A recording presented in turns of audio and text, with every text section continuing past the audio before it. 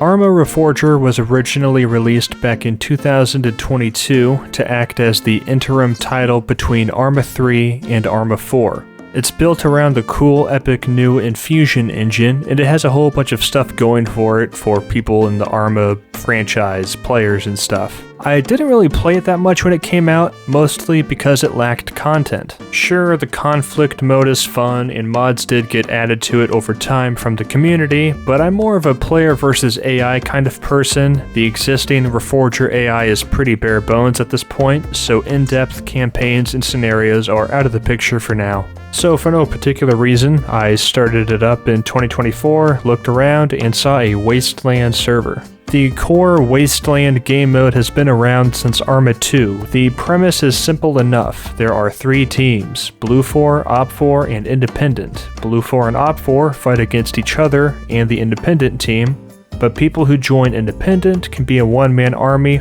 or you can squad up with some friends against Op 4, Blue 4, and other independent people. This creates an interesting dichotomy between the factions. You can build up a base with any particular faction with looted supplies, but with more people there's a higher chance of getting better loot and base locations to defend.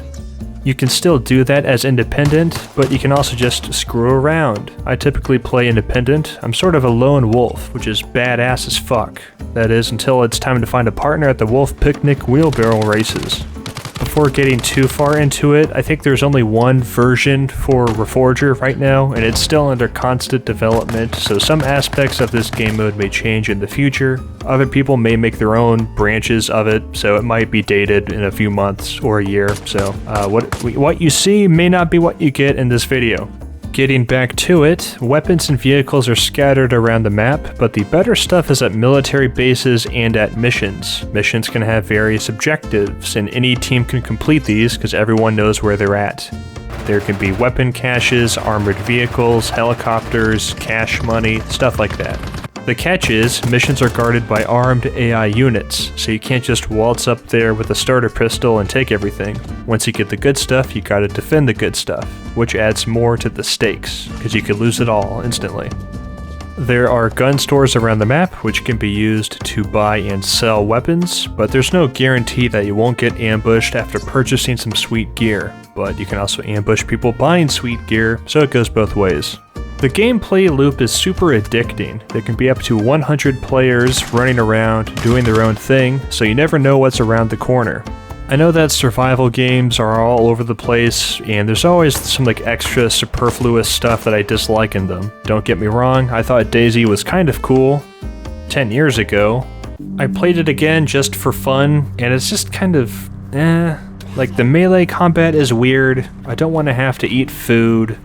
And this guy just walks up to me when I'm armed with a pitchfork, so I just stabbed him in the face. It's whatever, it's fine. In Wasteland, you can do everything in DayZ without the shit I don't like. You can find some explosives, lay some traps down, and blow people up. If you find a cool scope, you can lay back at a distance and see people doing objectives. You can walk along the road and just shoot cars that drive by. You can drive around and shoot people with mounted weapons. It kind of reminds me of an old server I used to play on Mountain Blade Napoleonic Wars called Tropical Paradise. It was this server full of players where the entire goal was just PvP action with muskets, swords, cannons, and horses. Sometimes you had temporary truces with other players, but most of the time it was just a giant chaotic brawl. You could do anything, stab anyone, blow shit up, whatever. There's a few different ways that the player can spawn. First is random towns. Spawn towns are a mess. Loot is scattered everywhere, and players always spawn with pistols, so it's a constant gunfight unless you can grab a car and escape. These areas are a bloodbath. The other is random beach, which is how it sounds. You spawn on the beach because Everon is an island. This is a slower start, but there's some military bases and villages on the outskirts which can be a safe place to grab some loot, and they aren't spawn towns, so that's good. If you are in a squad or a team, you can spawn on towns where teammates are. You can also place respawn points with spawn radios, so teammates can spawn on a custom base location anywhere on the map. So if you have a camp in the middle of the woods and you want to respawn on it after you get shot in the head, you can set that up if you find the supplies for it. The time of day and weather are dynamic as well, so there's a huge difference in gameplay between night and day. If it's a cloudy night, it's nearly impossible to see, which adds a lot of that tension. Like, look at this guy.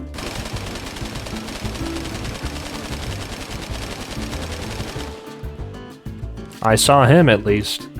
But just the whole mod itself is this sandbox of Arma Reforger engine technology, and it's just really nice to play. It's not super glitchy, but there are some glitches.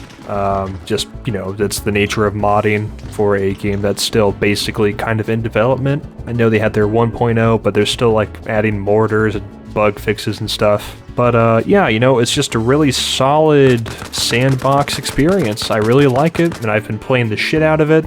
And yeah, if you have Arma Reforger, give it a shot. Just hop on and pick a team and just get looting and shooting and stuff. Kind of a short one, but I will see you in the next video. It probably will not be an Arma video. I'm trying to do a video once a month, so hit all the shit.